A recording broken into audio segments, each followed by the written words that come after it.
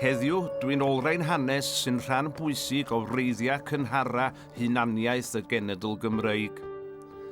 Ac i wneud hynny, dwi wedi dod i ardal roddodd i ni ein barddoniaeth gynhara, rhai o'n harwyr mwyaf lliwgar a'n hanes mwyaf arwrol a thrasig.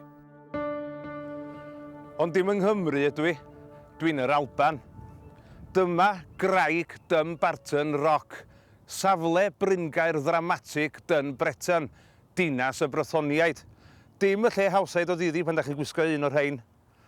Ei henw Cymraeg oedd Al Clud, a fan hyn oedd prif ddinas teyrnas Frythonig fwyaf yr ardal yr ydan ni'r Cymru neu adnabod hi fel Yr Hen Ogledd.